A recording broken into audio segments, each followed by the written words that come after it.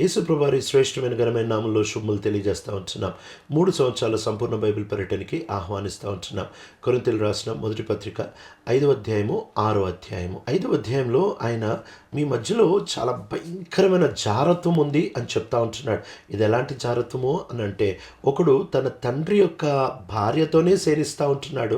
కేవలం సేనించడమే, ఒక్కసారి చేసిన పాపం కాదు, ఆమెతోనే ఉంటున్నాడు అని రాస్తున్నాడు. ఇక్కడ వ్యభిచారం అనే పదాన్ని ఉపయోగించట్లేదు. అంటే బహుశా ఆ తండ్రి ఆమెని విడాకులన్నా ఇచ్చేస్తుంటాడు, లేకపోతే తండ్రి చచ్చిపోయన్నా ఉంటాడు.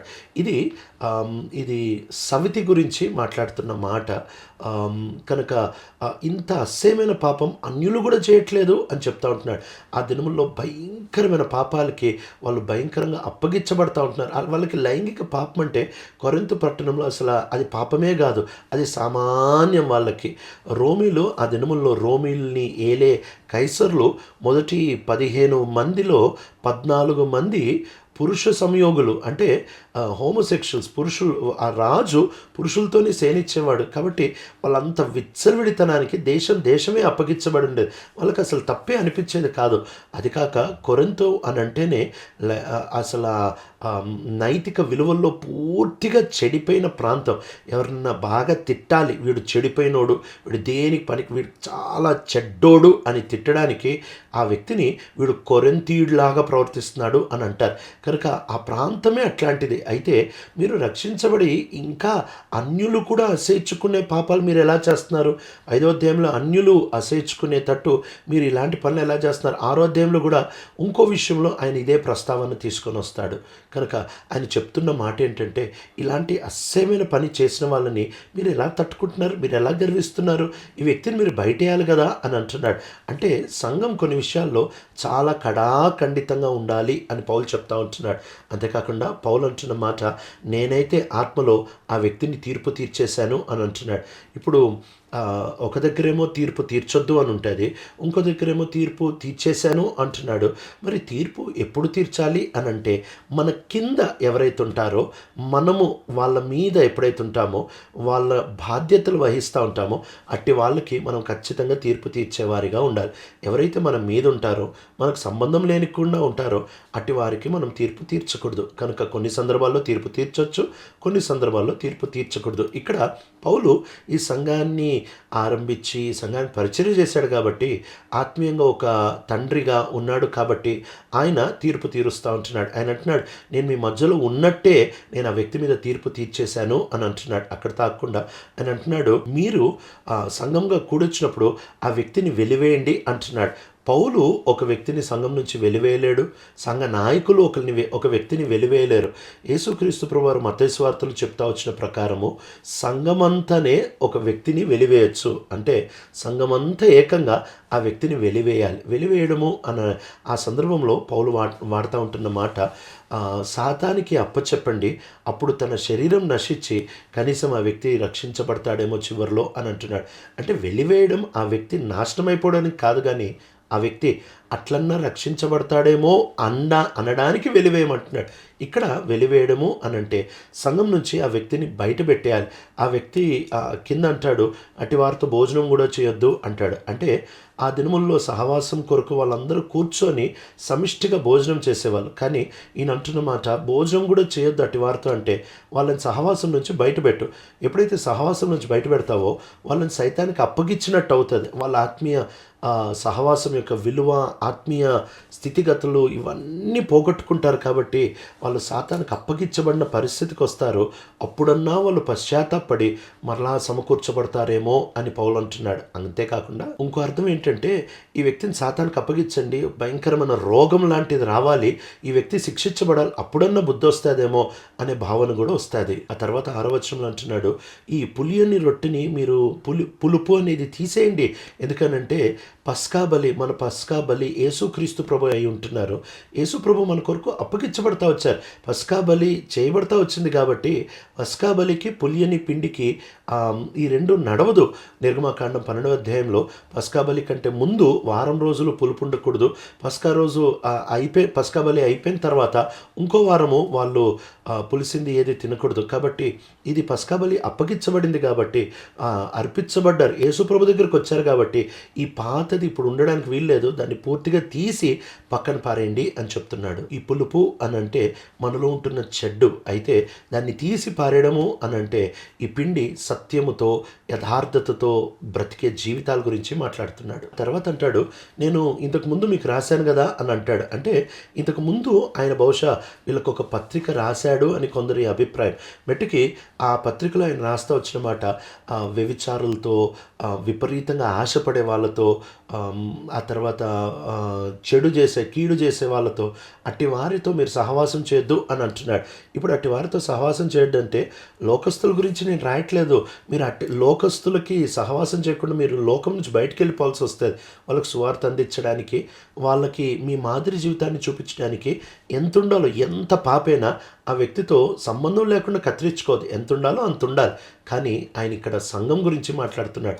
సంఘం లోపల అన్నీ ఎరిగి ఈ వ్యక్తి ఇలా జీవిస్తూ ఉంటే ఆ వ్యక్తిని పూర్తిగా కత్తిరించేసేయండి అని చెప్తున్నాడు. 6వ అధ్యాయానికి ఎప్పుడైతే వస్తామో ఇక్కడ ఆయన కోర్టు కేసుల గురించి మాట్లాడుతూ ఉంటున్నాడు.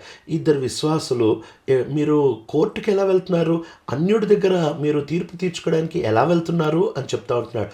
ఆ దినముల్లో ఈ కోర్టులు అవి సంత వీధుల్లో జరిగేవి, మార్కెట్ ప్లేస్లో జరిగేది కనుక ఎవరైతే అక్కడికి వస్తారో వాళ్ళకి జరిగేది అందరికి ఊరంతటి తెలిసేది. కాబట్టి పౌలు అంటున్నాడు, మీరు ఒకరినొకళ్ళు మీరు విశ్వాసులయ్యండి, మీ మధ్యలో జ్ఞానం కలిగిన విశ్వాసం ఒక్కడు కూడా లేడా?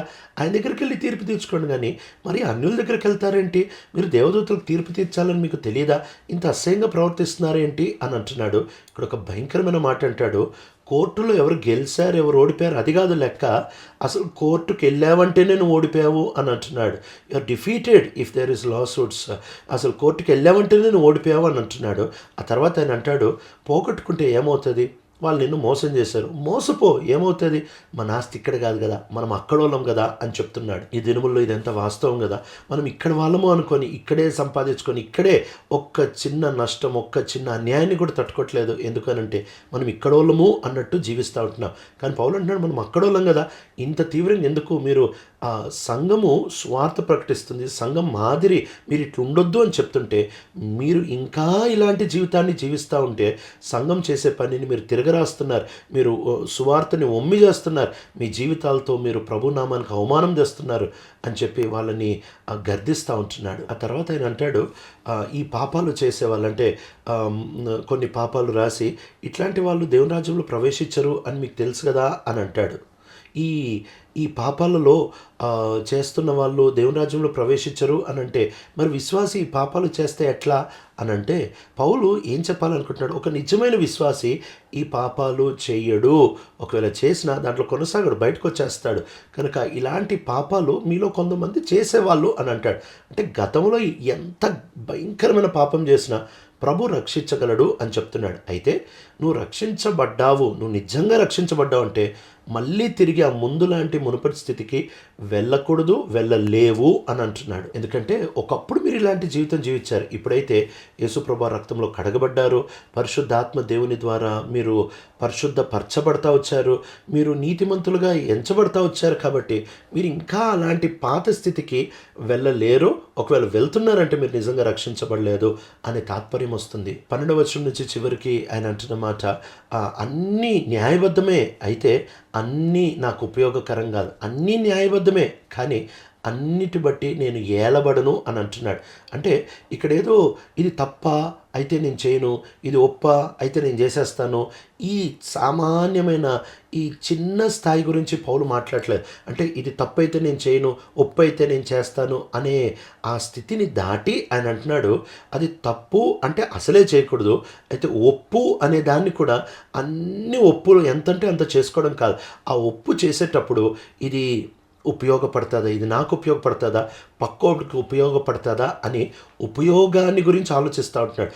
ఒప్పు చేయడం కాదు, కానీ ఉపయోగం గురించి, అంటే కొంచెం మెచ్యూరిటీ, కొంచెం పరిపక్వత వచ్చిన స్థాయి గురించి ఆయన మాట్లాడుతూ ఉంటున్నాడు. అంతేకాకుండా ఇది ఒప్పు అయితే చాలు, ఇంకా నేను ఎంత విచ్చలవిడిగా దాన్ని చేస్తాను అనేది ఏమీ లేదు. అన్నీ నా అధికారంలో, నా ఆధీనంలో ఉండాలి. దేని ఆధీనంలో నేను ఉండను, నేను ప్రభువుకి చెందినవాడిని, నేను ప్రభు ఆధీనంలో ఉంటున్నవాడిని, కనుక ఏది నన్ను ఏలకూడదు అని చెప్తూ అక్కడ 2 సందర్భాలని ప్రస్తావిస్తూ ఉంటున్నాడు. ఒకటి భోజన సందర్భం, కడుపు భోజనానికి అని కొరింథీయులు అందరూ అనేవాళ్ళు, భోజనం కడుపుకి అని అంటున్నాడు. అంటే మనము తర్వాత అంటాడు దేవుడు రెండింటిని నశింపజేస్తాడు. అంటే ఉట్టి తిండి, ఉట్టి మన జీవం, ఈ రెండిటి కోసమే బతకడం ఎంత వృధా. ప్రభు రెండింటిని నాశనం చేసేస్తాడు. అయితే దేహము ప్రభు కొరకు అని అంటున్నాడు. ప్రభువుతో మనము నడవాలి అన్నట్టు మన దేహం అవసరము, మన దేహంతో ప్రభుని సేవించేవారిగా ఉండాలి. ఆ తర్వాత ఆయన వ్యభిచారం గురించి మాట్లాడుతూ అంటాడు, ఎవరైతే వ్యభిచారం చేస్తారో వాళ్ళు ఆ వేశ్యతో ఏక శరీరం అవుతున్నారు. అయితే ఈ వ్యక్తి యేసుప్రభుని నమ్ముకున్న తర్వాత యేసుప్రభు శరీరంలో అంగంగా ఉంటున్న వ్యక్తి ఒకవేళ వ్యభిచారం చేస్తే యేసయ్య శరీరాన్ని తీసుకొని పోతున్నాడు కదా, ఇంత అస్సమైన పని ఎలా చేయగలరు అని చెప్పి ఇలాంటి వాళ్ళతో భోజనం కూడా చేయొద్దు, ఇలాంటి వాళ్ళని టోటల్గా పూర్తిగా దూరంగా ఉండండి అని చెప్తూ ఆయన అంటున్నాడు, మీ శరీరం దేవునికి ఆలయమని మీరు ఎరగరా. ఆలయం అని అంటే బలర్పించే స్థలము, ఆలయము అనంటే దేవుని స్వరం వినే స్థలము, ఆలయము అనంటే ప్రార్థనలు చేసి దేవుని కొరకు సమర్పించుకొని దేవుని కొరకు పోగొట్టుకునే స్థలము. కనుక మన దేహంలో ఆయన అంటున్న మాట, మనం దేవుణ్ణి ఆరాధించడానికి ఉన్నాము, దేవుని కొరకు సమర్పించుకోవడానికి ఉన్నాము, దేవుని మాట వినడానికి ఉన్నాము తప్ప మనం వెళ్ళి ఇలాంటి అస్సయమైన పనులు చేయడానికి లేము అని గుర్తు చేస్తున్నాడు. ప్రియ తండ్రి, నమ్మకమైన దేవ, మా జీవితాల్లో బహు జాగ్రత్తగా దేవా క్రైస్తవులుగా జీవించే కృపను మాకు అనుగ్రహిస్తున్నామని దేవా, వేశ్యలు, తాగుబోతులు, భయంకరమైన మోసాలు చేసే వాళ్ళని దూరం పెడుతున్నామైతే దేవా, మాలో అనేకమైన మేము దేవా గ్రీడీగా అత్యాశక్తితో ఉంటున్నాం దేవా, అది కూడా భయంకరమైన పాపం, రాజ్యంలో మేము ప్రవేశించలేము అనే ఆ అవగాహనతో బతికే కృపను అనుగ్రహిస్తున్నాం. యేసయ్య నామములో అడుగుతున్నాం తండ్రి, ఆమేన్.